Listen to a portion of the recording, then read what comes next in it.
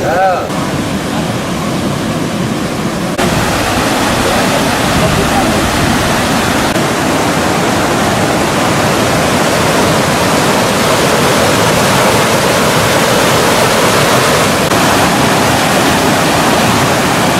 งนครหมู่ 6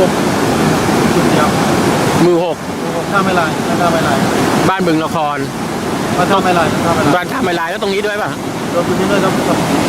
ฝายทางข้ามประมาณ3 จุดนะ3 จุดได้รับความเสียหาย เสียหาย ครับ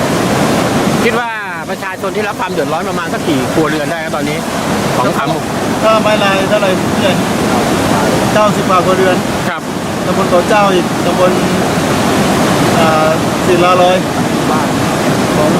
ปามาอีกจำนวนหนึ่งครับก็ไม่ได้พืชผลทางการเกษตรตัวนี้ติดอยู่ข้างในทั้งหมดครับ คือเสียหายเยอะส่วนใหญ่พืชผลทางการเกษตรที่เสียหายเป็นอะไรฮะ เป็นพืชผักพวกมะเขือเทศนะมะเขือเทศผักสวนครัวตัวนี้ก็ออกไม่ได้เลยสู่ตลาดไม่ได้เลย ประมาณ 3